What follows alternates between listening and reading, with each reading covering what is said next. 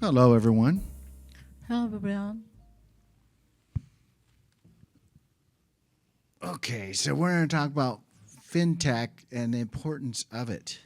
So we've created a couple of questions between one another to dive into it, and I also want to make it a little bit more interactive and get you guys involved. So I know it's been a long day, but let's get it where we got some energy back in the room. Okay. Why don't we start with you and talk a little bit about your background so people understand a little bit more who you are. Oh, okay. My name is Dr. Sarah Yu, and I am CEO of several profit and non-profit companies, especially today it's FinTech. So I'm going to talk about MPS, Merchant Service Group mainly. I'm partner WorldPay, FIS, Elavon, and as well as Pulse Data, so world number one FinTech company. I do credit card processing. I'll focus that today, yeah. How about you? Okay, so my company is called How Creative. We've been around for 38 years, and we help lead literally the digital revolution. We're the first multimedia company in Los Angeles, and a lot of things that you've seen, we've actually helped disrupt an event. So like motion graphics and a lot of the DVDs that came out to market, we were hired to take over VHS and Beta with MGM and Philips. That's why those two medias disappeared. So I love technology, and we're going to dive into the arena of fintech. So I will ask you the first question. We're going to have it like a Q&A session here. Yes. Okay. Well, actually, the first question will be towards, well, let me just ask you. What are the biggest challenges leaders face when transitioning from a startup to a scale-up?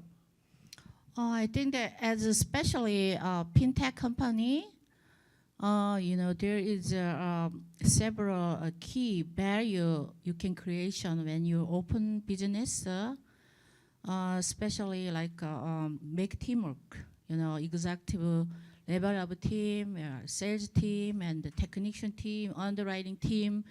So right team work make a success to fintech, as well as make business right cultures. And whatever your share, how you make cultures, they follow as your teams. Also give to your team contribution opportunity. I open 3 nonprofit because of my all the staff. Their contribution not only company fintech working hard, so there are extra times they working university nonprofit and taking contributions. So build a culture to contribution. Community. In my case, in Beverly Hills, and all of the globally. So we are top number 1 global fintech company, WorldPay FIS. So I'm only one the success 30 years working with them. So fintech is a very good business. So once starting, it's very difficult. You don't have cash flow, you don't have enough team, you don't have enough client. But once you have like 2 years later, residual coming, lakhs, you can do. You have a big residual coming. You have extra time to contribution community. So I recommend this fintech business, all of you, yeah. So my time, I was going to ask him to the question. So I know you are billion, the business in branding. So I just wanted to know, what is branding, and I think you can answer that as well. Why it is important for fintech business, in branding especially, yeah. Okay, so there's a lot of confusion out there what branding is. A lot of people get confused with marketing. A lot of branding people think they're doing branding, but they're doing like graphic design. So there's 3 parts to branding. There's what's called the strategy, which is the positioning. And when it comes to fintech, It's all about positioning. For any product, any service or information, it's all about positioning first. It's all about what are you doing uniquely to fulfill a need, and how is it going to have the biggest, you could say, impact for the mass majority.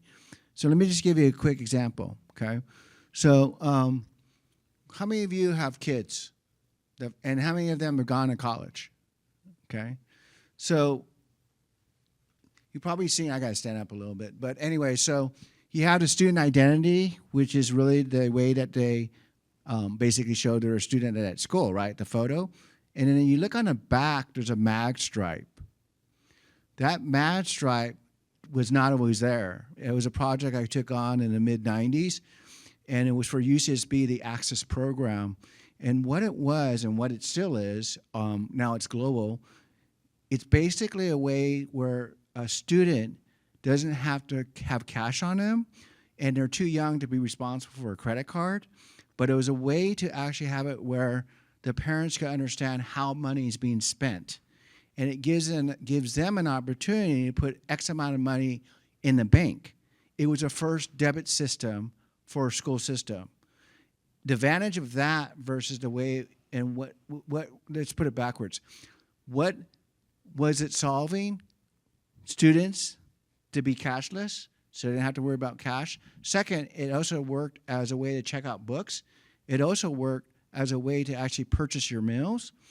And these statements, by the way, would go directly to the parents, so the parents understood exactly what the kids were spending money on.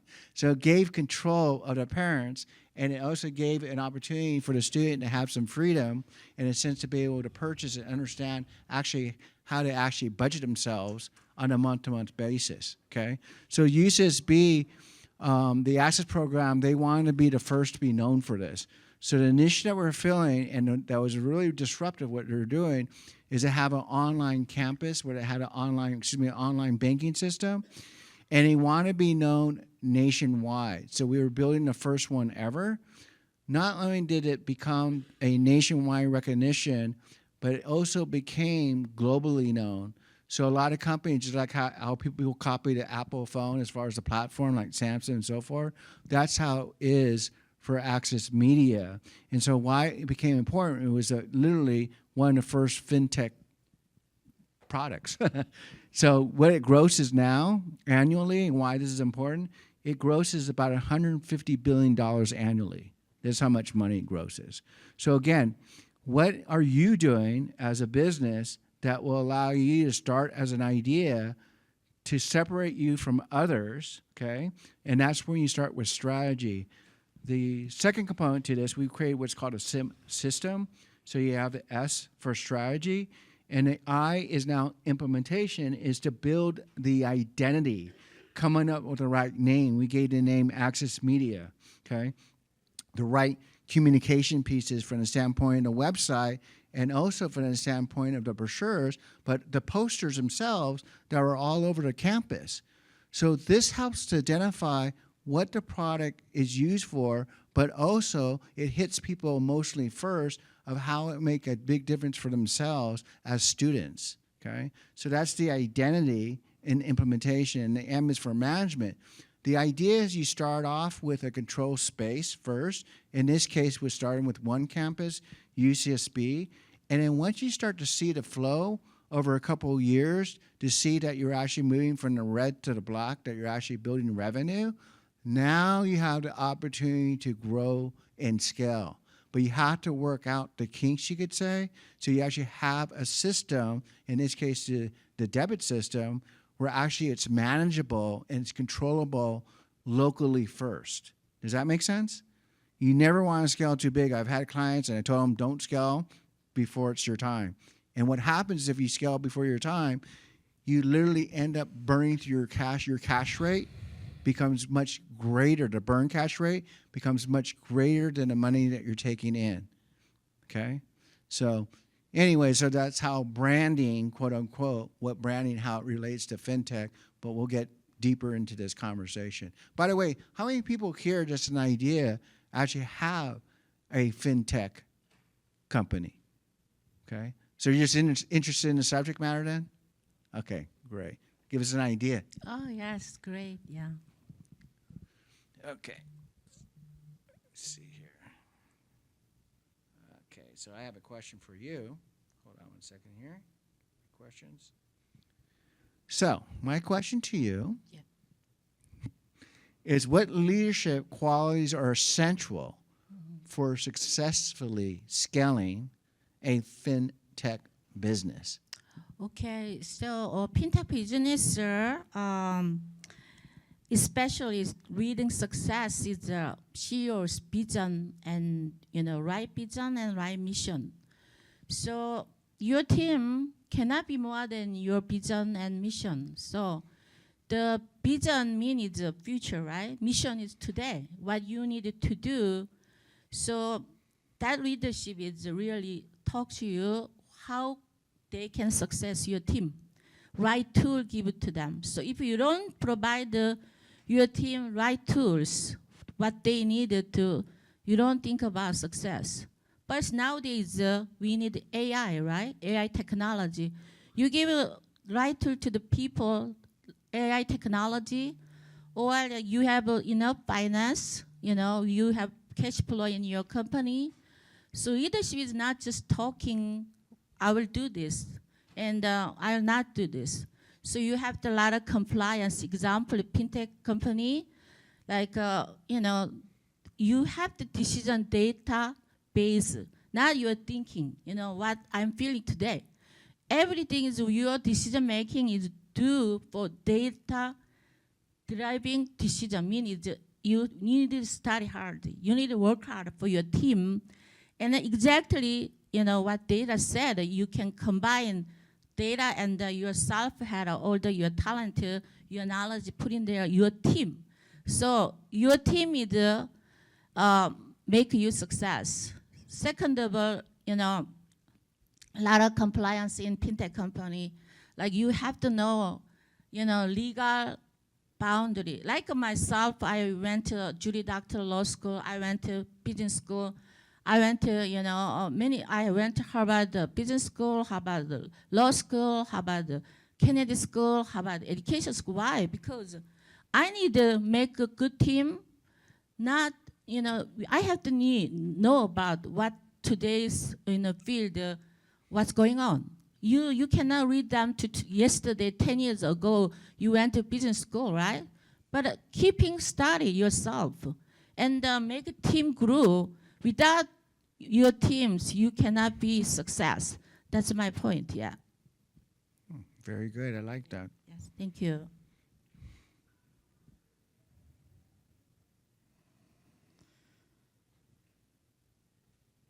So I have another question for you. What is a strategy can fintech business using scaling their brand Okay. and for greater return on invest? Yeah. Okay. So the question is, what business strategies can be used to scale and grow for greater ROI? So backing up what you're saying, it's about the team, but it really starts with getting clarity with any organization, whatever your business is in, and no matter what, it doesn't matter what industry you're in, it always starts with a vision. Okay? It always starts with a vision. So it has to be more than about making money. It's about what legacy are you leaving behind with your idea that could have the greatest impact on people, okay? And I mean in a positive way. You could have negative impact, but I'm saying in a positive way. So the vision is really, really, really important because I've seen a lot of companies. I was working with a company just recently, well, it's about 6 years ago, Myler Butler, where his grandfather was the Governor General of Bahamas. That's like being the President of the United States. In fact, he was so powerful, he's on a $20 currency, his grandfather is. The company is losing market share year after year after year. The reason why is because it actually did not cement into the soul of the company what the brand stood for in a sense of its vision. So over generation and generation and generations, could have been around for 3 generations, the younger generation completely, they didn't even know who Myler Butler was and the difference they were making in the community. And this started out as a market, and then they own banks and shopping malls, okay, and warehouses and distribution. But over time, other companies were moving into the space and chewing up market share because the vision, one of the key elements, was never set in stone of what they stood for. Even though his grandfather was practicing what he stood for, it was not passed down from generation to generation, okay? So that's one element that's absolutely needed to be able to scale, okay, for greater ROI for a business. The second component is a philosophy, why you do what you do, okay? You probably heard that book, Start With Why. Really, that's a book in camouflage, which is one of 36 ingredients to branding, which is why are you doing what you're doing? And this has to do with you, the CEOs and founders, your back-end story. Why are you passionate about and what change are you making, okay? The other key component, what you're talking about when it comes to team, is values. What values are you setting into your culture? Because it's going to take a team, what you mentioned, it's going to take a team to keep moving the company forward. These are the things that are actually invisible but can be felt. Invisible, but that can be felt. Does that make sense? In fact, when we got done with Myler Butler, because they wanted to do a 10X, they haven't grown and are sinking for 3 generations, it was about looking at what can we do to get the entire business surrounded with these values, this vision, this philosophy. So they actually put up big posters, okay, that were framed in a lunchroom and in a meeting room to remind the people that are doing business with of what they stood for and why, and also reminded the employees what they stood for and why. What was their overall purpose? In fact, with HR, we didn't even have to fire people that were actually not carrying their weight. They deselected themselves out. Because if you guys start with the right type of foundation, with the right team, exactly what you're saying, that's to keep things sustainable. But if you're looking to scale and grow things, you're going to have people that really can hold that torch and work with your vision. But you have to first be clear on that vision. Does that make sense? Okay? So these are just some of the key components as far as when working, representing, when I was doing a lot of work with representing, take companies to Fortune 500 companies to go global, we had to have those very clear. If those aren't clear, you're going to have a very tough time scaling. And this occurs for the smallest companies to the biggest companies. Is that when you apply it to smaller companies, you get it done right the first time. That's the bigger difference. So you don't have to waste a lot of money and millions of dollars. Does that make sense? Okay. So we'll move to the next question for you. Yeah. Okay. How can fintech founders maintain company culture as they expand rapidly? So I think the fintech is a very special builder. So, you need to build core values. You have to have it, your company inside, 5 top, 5 what core value you can give your worker, your client, your community. So without community, you cannot build anything. Even you have good teams, yourself is a wonderful background, but you don't give core value to your community. Like example, I'm in Beverly Hills. If you don't give, like fintech, we have a retail store, internet, client, as well as wholesaler, many different. We needed to bring top 5 core value to what we can give to them. So that's why make rapidly expenditures, your business, make sure, that core value is really works to them. Then you can win the competitors, As well as community service is very important. Why I'm talking community service? Invited to community to your company. They needed to know you, who are you, and what core value you creations. So, and then diversify, not just only give one service, like some people, they give service only like credit card processing. But, you can provide a gift card. You can provide even, some people like they provide calling card. many diversified service now they are looking for. As you are serious, if you cannot success your client what they need, you need to study what your client need, your community need. So this beautiful America, beautiful country, as well as you have to make leadership team builder. Why?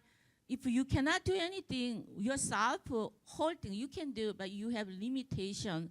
But if you need a great leadership team with a core value and persistently exercise, because many people they are fail because their success, like especially in fintech, very rare people success because they do 5 years, they got very success.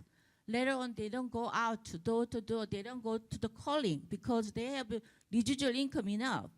But only the person really surviving, not surviving, will contribute to the community, persistently meeting the client. The same thing while you're starting business. Most people, they fail because they are not persistently doing what they have a challenge, they are quick early. So that's why I want you, everyone, remember this. Thank you so much, this opportunity to talk, yeah.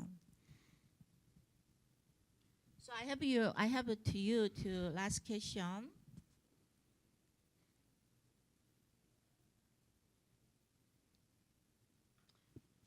So I have how does a generic brand differ from a leading world-class brand? Yeah. Okay. So the question is like, what's the difference between a generic brand and a world-class brand? Well, first of all, most people think, oh, branding happens later, or I don't need branding. If you have a business, you're branding. The question is, are you branding effectively, or are you actually branding ineffectively? Unfortunately, 95% of companies, when I review their brand is communicating a lesser value than actually what they provide. Does that make sense? There's two sides to branding. There's what you're putting out there through your website, through the company name, through your tagline, through the salespeople, through operations, through the product itself, the services. And then there's the receiving side, is what are the customers saying about who you are? Generally speaking, I would say 9.9 out of 10 times, there is a total misalignment between the value that you bring to your customers and actually how it's being received, okay? So the brand identity is what signal you're saying out there. The brand image is what the customer or the client owns. If they own something that's negative, unfortunately, that's going to backfire, and that's going to lose what's called brand equity. Brand equity is two parts to brand equity. There's the intangible, and then there's the tangible part of your brand. The tangible part would be like people think, it's the logo is the brand. It's not. That's like, first of all, there's a difference between a logo and a brand mark. A logo anyone can create. A lot of times logo actually are a deficit. They actually are a liability for a company because they don't represent the company to its true value, okay? And a lot of times too, it's not reproducible because it's too busy. And so can't translate to a size of a dime, to a billboard, to a black and white, to an embroidery. There's a lot of issues with logos. A brand mark, let's say Nike swoosh, for example, or let's say Apple, it's very clean, very simple, and it's also timeless. There's a whole, we created, it took 10 years to build, but there's a whole system building a brand mark, so it's universal, so it adds up the equity over time. So let's say that let's say you own Nike, and you go, hey, Howard, you know what, I'm selling Nike today. I'll sell you all the distribution, all the retail space, but you know what, Howard? I'm not going to give you the name or the swoosh. What's the company worth now? Okay? The swoosh becomes part of the face of the identity as well as the name. Think of a brand like a person. It has a personality. It has something to say. There's something unique about it, like everyone here is unique from one another. But if you're not clear on that, you're going to get, quote, cast into the generic, into the sea of sameness, where everything starts looking the same. So you have to differentiate. So when it comes to the question, what is the difference between a generic brand and a world-class brand? A world-class brand is highly identifiable. All of the identity is consistent. And I'm not talking about just the fonts, the colors, but I'm also talking about the tone, the look, the photography. It has all consistent feel to it, so it builds the brand equity. The brand equity is what actually creates brand value. Brand value is the value of what the company is worth financially. This is what moves the stock market. It's the future earnings based on the recognition of that brand. And every big company had to start off small, okay? Steve Jobs started in the garage, right? We worked on companies from zero, and we built on companies that are now worth millions, and 7 of them are worth over $1 billion. So a brand, if it's done right by design, not from the hip, can actually cut through the clutter and actually dominate your market space if you understand the rules of branding, okay? But it takes a lot. I mean, strategy, it took me 15 years to master that, 15 years to master the brand identity, understand all the different medias, the radio, TV, print, you know, from billboard to retail. All of those things matter if they're done in a way to actually build the right signal in your consumer's mind. Where it matters the most is your customers and your clients of how they think and feel even when they hear your name. Does that make sense? Okay. So this all relates back to fintech, the financial tech. And what fintech, by the way, do people understand what fintech is? And that's okay if you don't. Okay. Does anyone? Okay, great. So do you want to try to explain what fintech is? Okay, go for it. We have an extra mic. I want to make it just a little more interactive. Thank you.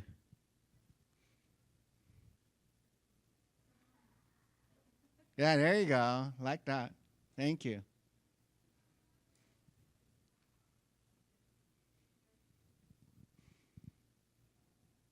Check. No. I think. Oh, There you go. Okay. So you want me to try to define fintech? Yeah, define fintech for the audience. And Okay. yeah, that'd be great if you took some photos of him and us. So I think it's really boils down to the technologies related to financial services, and we are obviously existing in a time when technology is all around us. So it's more so the cutting edge of technology as it relates to financial services. Yeah, that's a good definition. And to give you some examples would be like Stripe. So why was Stripe so important when it comes to website? First of all, you're exactly right. There's so much going on with technology. Now it's about adapting to technology when it comes to other services, such as the financial. And what Stripe did that I thought was super genius is they allowed to create a plugin that will work for a multitude of different types of platforms of computer system websites, right? So now someone can actually take payments, okay, without having to get involved with, you know, American Express or whatever it may be, working through their system, that now they can use Stripe. Of course, Stripe is smart because they make money off of the transaction, but it's only fair. But it allows people to build their shop very quickly and easily. How cool is that? Okay, and that's like with Square, what made Square so powerful and so popular too, based on the finances and technology, right? Is that Square took out the movement, you could say, at the merchant, and therefore allows you to take credit cards just as easily, if not easier, okay, so cut out the middleman, you could say, and so allow you to have a more personal experience with your customers and set up shop a lot faster, okay? And you probably heard of like Robinhood, where you could actually don't even need a stockbroker, where you could actually buy stocks very quickly without a broker. I mean, what's happening is really, really cool in the tech space, but when it comes to hybriding it with technology and finances, you're ending up with all these new ways to take payments and to set up your business faster than ever before. Is that, you guys understand a little bit more what fintech's about now? okay? And it's here to stay. It's literally changing our way of how we handle transactions. Here's the difference between branding, how the branding fits into this. Transactions are about taking in money. Branding, if it's done right, is about taking in experiences. So if you want to give like a merchant a great time, in a sense like a shop owner, you want to make it so the point of sale is very easy to set up, so they don't have to go through all these headaches. And the second part of this is you want to make it from the standpoint of the consumer that's easy for them to make a purchase. Does this make sense? It's all about having things where you build the best experience for that customer, and that's how it fits into branding. Great, you did a great job, Ms. CEO Howard Lim. Yeah, it's really impressed. Yeah, impressed. You are too. Yeah, I think we done right. Yeah. So what we have up here is a way to contact us, and then where I always start with companies. I work with all kinds of companies, from pure startups. We've helped build a lot of startups, and then the Fortune 500 world, right, and everything in between. What I'm offering is I also wrote down there the code up there. QR code is direct link to get to my offer, and I also have it listed up there, so you might want to take a photo of it. But what I usually charge on my website is $2,500 to do an hour assessment to go over your entire brand identity, your logo, your name, your value proposition, everything that's you don't know what you don't know. That actually makes a big difference on your sales. The bottom line is revenue, right? So it's about what would have the greatest impact and what changes you can make immediately. I'm charging right now for $500 for that, okay? So I call it online brand assessment. The way it works, we'd have a full hour together on Zoom, and I record the whole session. And what happens is that you turn in, your website. Let's say you're building a product. I've done a lot of product designing, packaging. Let's say you have things that with your social media, your campaigning with social media. Done a lot of those as well. Your social media itself. So what I would do is I actually look at it and give you guidance of how to improve it. So now you could actually have something that was mediocre to something now that looks a lot more professional. So you could be taken more seriously. So therefore you're equating more value to actually what you want to be presented, how you want to be presented. Does that make sense? Okay. Okay, so I'm offering that, and then she has her information here, her mobile, and she actually is in Beverly Hills, and that's a very prestigious Thank you so much. Yeah. location to be at, and so I definitely would call her and find out more information on how she could support you. Okay, so real quick though, I want to open up to questions. I don't want it to be about us; it's about you guys. What questions do you guys have about your own business, or what challenge you might be facing, or, there's a reason why you're here. I know to get education, but you probably want get some good takeaways as well. Does anyone have a question about anything, business, marketing, branding, sales, culture, team, leadership? I think we covered most. That's why they don't have the question. Yeah. Yeah. I think. Yeah. Well, I noticed a lot of startup. Let me ask you here: how many people here have a service they're starting up? Can I show a hand? Like a service? Okay, great. Okay, we got 4. You? 5. Okay, and how many people have a product? Okay, we got 1 there. And how many people here have information that you're starting off? Okay, 2. Do any of you want to talk about your information, your product, okay, or service of where you're at and where you might have a challenge? Oh, great. Thank you. If you don't mind coming up to the mic so we could all learn, because what he says, we could all listen from the standpoint, how does this apply to me? Is the mic on? Okay. Check one. There it is. I actually launched a brand new platform and a service called Indie Music Alliance, and it was launched on Saturday right before coming over here. Nice. Yeah, so it's very new. And what it is, my 30-second elevator pitch about it is, imagine an Angie's List for the independent music industry. Okay. That's what it is.